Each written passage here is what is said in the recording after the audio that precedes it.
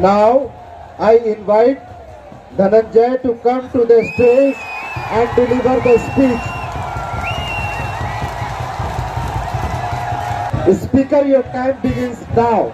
साथियों, मेरा नाम धनंजय है और मैं आहिस्ता की तरफ से लेफ्ट यूनाइटेड पैनल की तरफ से अध्यक्ष पद का उम्मीदवार आप सभी को जय भीम लाल सलाम पेश करता हूं। आज कैंपस में 4 साल बाद इस 2024 के बसंत के महीने में चुनाव होने जा रहा है, जब हम देखते हैं कि 10 साल से एक निजाम ऐसी बैठी हुई है कि जो इस देश के सामाजिक ढांचों को, मूलभूत सामाजिक ढांचों को करने पर उतारू हो गई है। हम देखते हैं कि कृषि संकट के खिलाफ और कंपनी राज के खिलाफ किसान जो है अपनी न्यूनतम मजदूरी, न्यूनतम मूल्य की मांग करते हुए खड़े हैं। मैं उनकी आवाज बनकर यहाँ पे आपके सामने खड़ा हूँ। सामंती धौस के खिलाफ दक्षिण बिहार और मध्य बिहार में लड़ रहे उन तमाम दलित खेतीहर मजदूरों की आवाज बनकर मैं आपके सामने यहाँ बोलने आया हूँ। सामंती साजिश के तहत हमारे कॉमरेड मनोज मंजिल को जेल में भेज दिया गया है।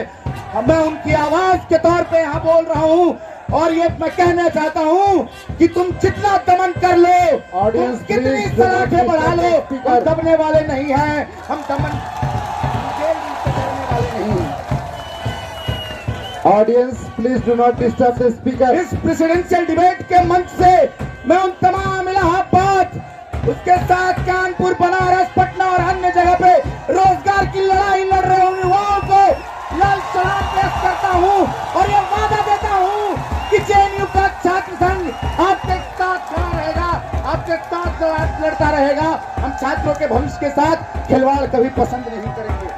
हम देखते हैं कि नेशनल एजुकेशन पॉलिसी के तहत जिस तरह से छोटे शहरों में, गांव में, देहातों में स्कूल को बंद करने की कवायद चल रही है। शर्मिक सरकार है जो आजादी के बाद ऐसी पहली सरकार है जो स्कूल खोलने नहीं, speaker please. Higher education financing agency के नाम पे सेंट्रल यूनिवर्सिटी को कर्ज के बोझ के तले दबा देने वाली ये सरकार है। हम देखते हैं कि किस तरह शिक्षा के मूलभूत अवधारणा को खत्म कर देना चाहती है, मानव जैसे फेलोशिप को खत्म कर देना चाहती है, कर दी है। और इसके साथ रिसर्च में फंड कट, फीस कट इसने किया है। यह शिक्षा के मूलभूत अवधारणा पर हमला है और इसके खिलाफ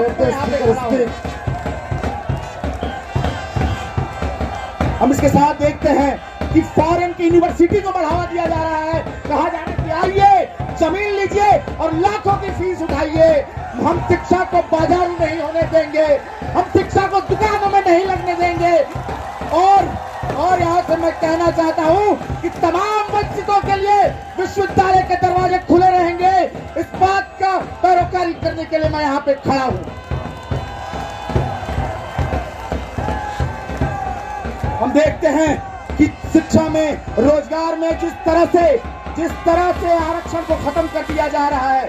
हम देखते हैं कि एक सामंतवादी, एक ब्राह्मणवादी, एक मनुवादी तबका जो चाहता है कि समाज का एक तबका उनके जूते के नीचे रहे और उनको मजा आता है, तो उनके मजा को किरकिरा करने के लिए मैं यहाँ पे आया हूँ।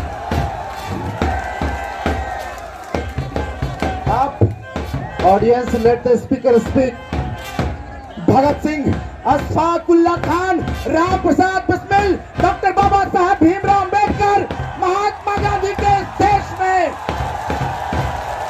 माफी मांगने वाले सावरकर और अंग्रेजों की चटुकारिता करने वाले गोलवलकर की पैरोकार ये सरकार इस देश में सीए लेके आती है, जो कहती है कि धर्म के नाम पर नागरिकता मिलेगी। हम बता देना चाहते हैं, संविधान को हम मानते हैं जिसमें लिखा है कि देश धर्मनिरपेक्ष है और रहेगा। अजमुल्ला खान की आवाज में मैं कहना चाहता हूँ अपनी बात कि हम हैं इसके मालिक, हिंदुस्तान हमारा, पाक वतन है कौम का, जन्नत से भी प्यारा। इस आवाज के साथ मैं जीता हूँ। संविधान की रक्षा करते हुए हमारे दोस्तों को जेल में डाल दिया जाता है। हम देखते हैं कि किस तरह से भीमा कोरेगांव में दलितों के आंदोलन को लड़ते हुए हमारे साथी को जेल में डाल दिया।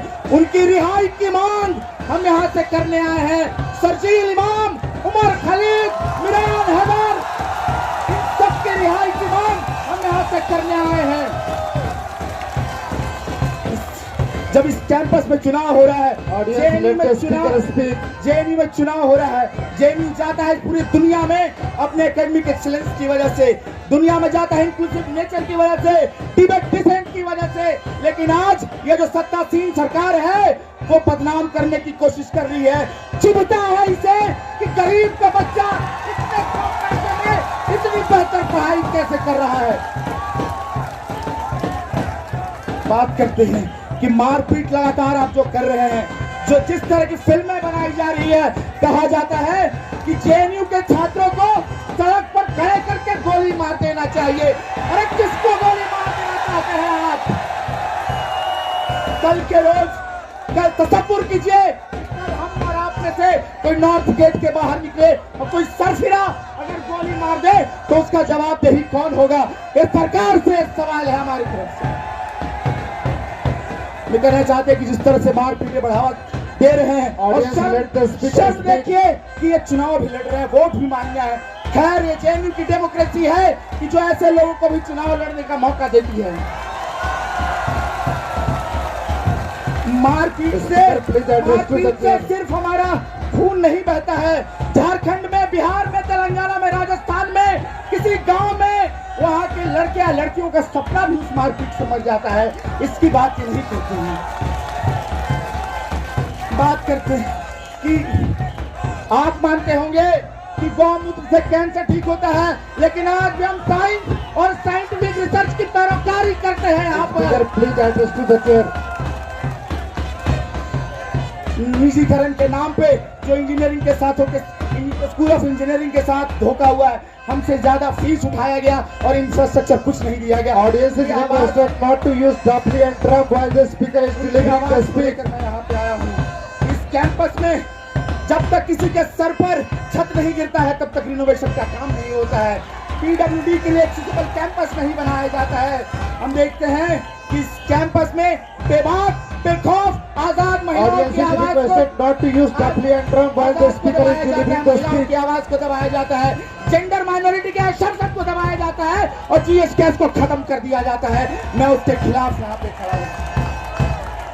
जब सुबह सुबह हम जागते हैं तो देखते हैं कि आपके वॉशरूम को कोई साफ करके रखता है। कौन है वो? ये सैनिटेशन वर्कर है। इस कैंपस का 3-3 महीने तक उसकी तनख्वाह नहीं आती है।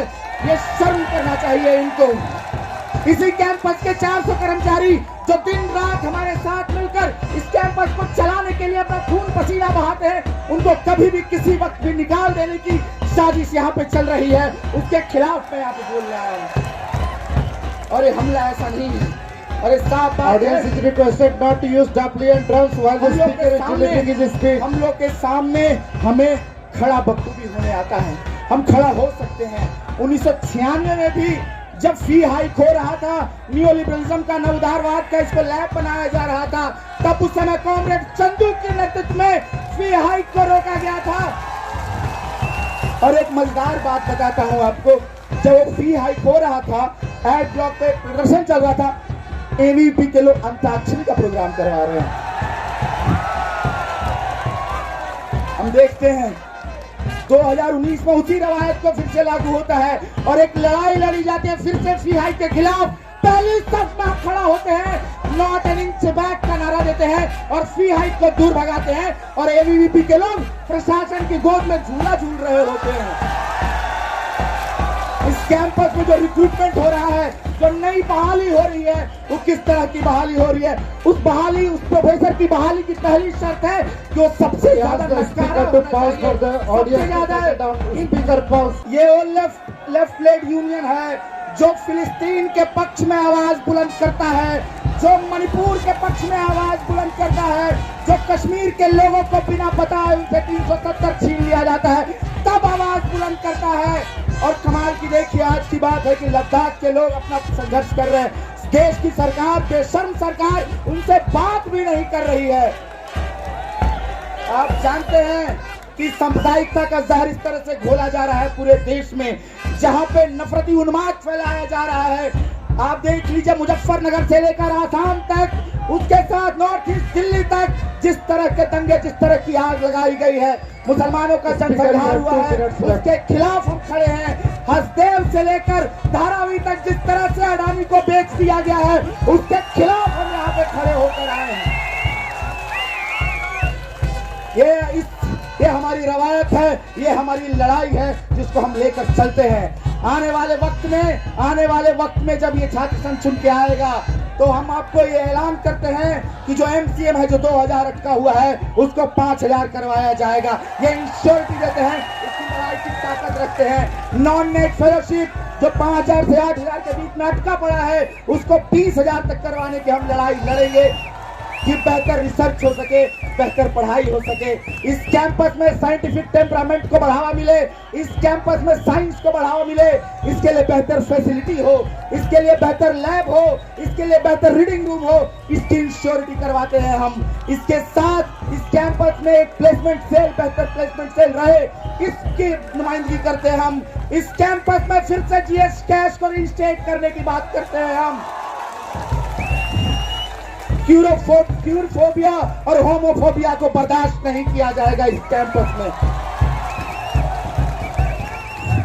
नए हॉस्टल की जिन हालत को बेहतर करने की बना नया नवेला बारात हॉस्टल की खुलवाने की लड़ाई और पुरजोर होगी और लड़ा जाएगा, इसको तुरंत से तुरंत खुलवाया जाएगा।